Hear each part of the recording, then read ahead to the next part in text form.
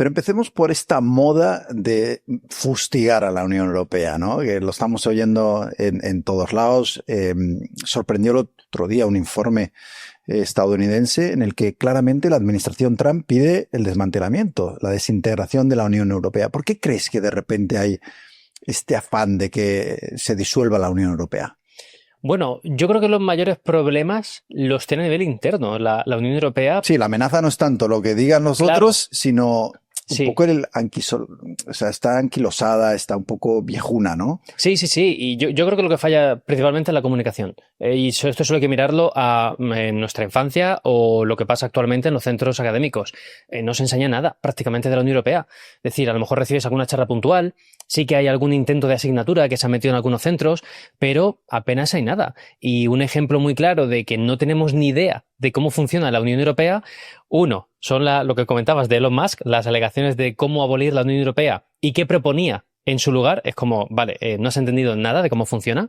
Y dos, también un ejemplo muy claro y que fue un punto de inflexión en la UE, el tema del Brexit, que cuando se produce, a las semanas y meses siguientes se produce un 250% de incremento de búsquedas en Google de cómo funciona la Unión Europea. Sí, porque nadie lo sabía. Brexit. Nadie lo sabía. Pero es que ni siquiera los propios ideólogos del Brexit. Es decir, pertenecemos a una Unión Europea sin tener ni idea de cómo funciona, qué competencias tiene, qué competencias no tiene, cómo nos afecta al día a día.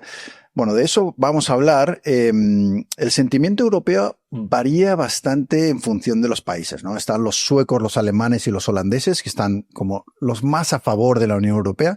Los españoles, curiosamente, todavía mantenemos bastante una actitud positiva. Y luego otros países, Francia, Hungría, Grecia, que salen peor, ¿no? Uh-huh.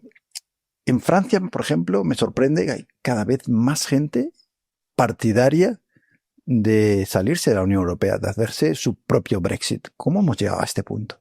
Bueno, Francia tiene muchos problemas. Y es verdad que a la mínima están prendidos en llamas, literalmente. Tienen un problema político que van arrastrando a nivel aritmético, porque básicamente el gobierno de Macron no tiene una mayoría. Entonces, a partir de ahí, con los problemas de endeudamiento que tienen, han tenido que aplicar recortes y subir impuestos. Esto no lo pueden aprobar en el Parlamento. A partir de ahí, creo que fue a principios de este año, Bayrou, en su momento, uno de los no sé cuántos cientos de primeros ministros que ha tenido Francia en los últimos años. Sí, parece más Italia que Francia esto, del caos italiano al que estábamos acostumbrados, sí, que cambiaban de gobierno cada 2 por 3, ahora es Francia. Totalmente. Pues Bayrou, como no conseguía sacar adelante la idea de recortes que tenían para intentar mejorar un poquito la situación, aunque bueno, saber las consecuencias que podría tener eso, aprueba a través del 49.3 de la Constitución francesa, por decretazo digamos, esos recortes.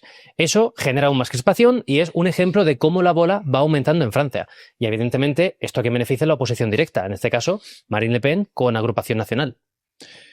Una de las razones de que se fundara la Unión Europea es que los europeos dejáramos de matarnos entre nosotros. Es decir, si uno mira atrás a la historia de Europa, es guerras, es enemistades, es invasiones y demás. Entonces, oye, vamos a sentarnos y a resolver nuestros asuntos de una manera civilizada, ¿no? Y se crea la Unión Europea. ¿Sigue siendo para ti tan relevante como hace unos años el que sigamos unidos de alguna manera? Te diría que sí, por varios motivos, pero primero indago un poco en lo que comentas.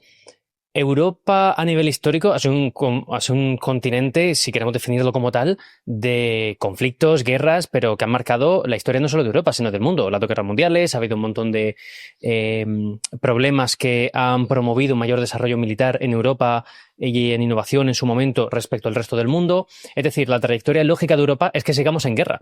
Por eso es tan sorprendente y tan positivo que a partir de prácticamente 1945 se redujeron mucho los conflictos, no acabaron.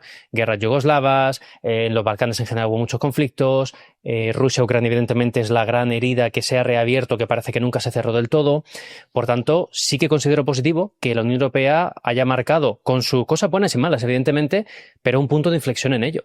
Creo que es bastante positivo.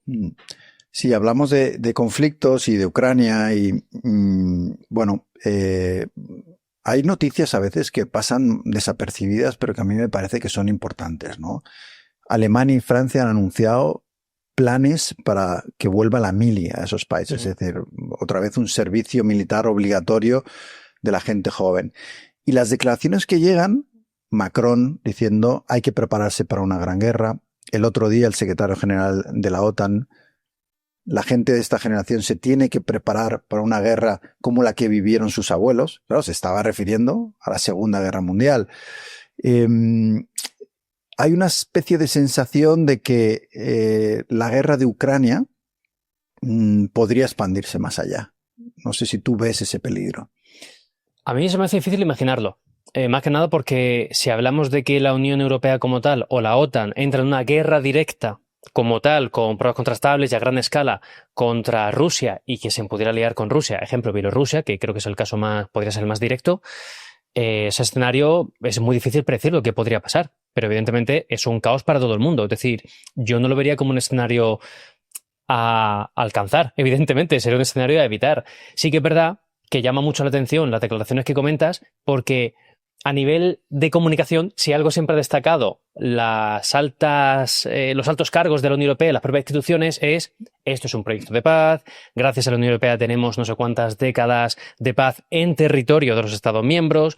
Entonces, que se esté planteando esta narrativa pueda ser más o menos certera o adecuada, evidentemente choca. Choca, pero porque, ya te digo, si una cosa ha hecho bien la Unión Europea a nivel de comunicación, ha hecho 1000 mal por cada bien, es poner en valor el espacio de paz que ha creado, dentro de nuevo de los Estados miembros. ¿Y tú crees que Putin es una amenaza real para Europa? Buena pregunta. Yo diría que, dado los hechos que tenemos en los últimos años, te diría que sí. Pero es que creo que no todo parte desde el año 2022, la invasión a gran escala, y ni siquiera del punto de Crimea como tal. O sea, no solo hay que ver Ucrania. Si nos fijamos de nuevo en el Brexit, que es un tema por el cual de hecho empecé en YouTube, y me interesó mucho el tema de cómo afectó eso a la Unión Europea, al sentimiento escéptico y demás.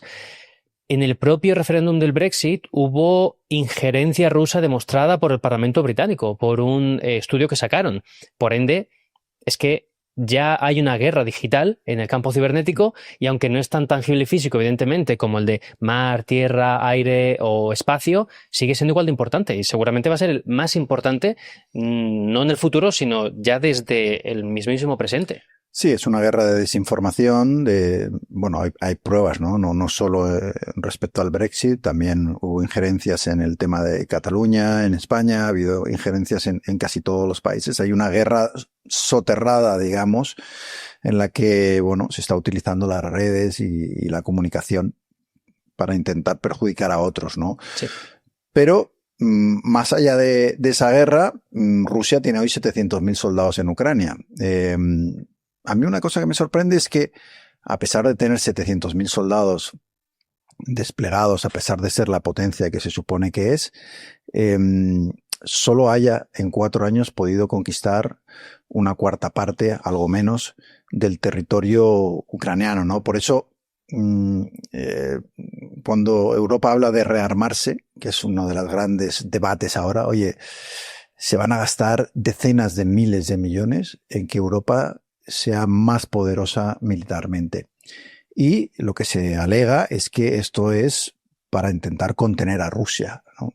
¿Hasta qué punto está justificado ese rearme, en tu opinión? Es un argumento muy bueno el que dices, porque de hecho lo que se suele comentar en contra de ese plan de rearme es, si no han conseguido estos años Rusia hacerse con Ucrania, ¿por qué motivo vamos a invertir tanto? Es decir, no es un poco como descabellado, estamos viniendo muy arriba. ¿Cómo van a conquistar Europa, no? Si no pueden con Ucrania. Exacto.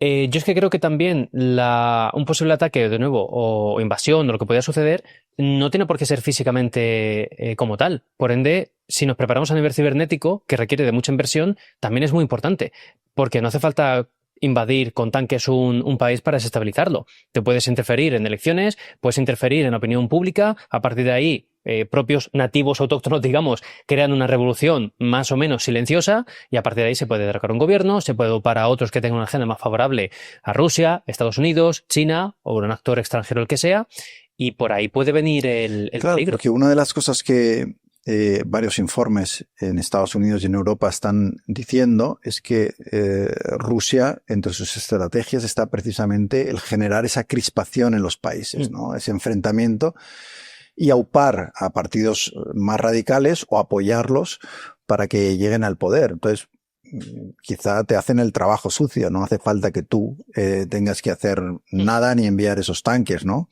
Y aún así el rearme va adelante. De hecho, las empresas armamentísticas de todo el mundo están subiendo en bolsa precisamente por esa expectativa, ¿no? De una inversión brutal de dinero para desarrollar armas.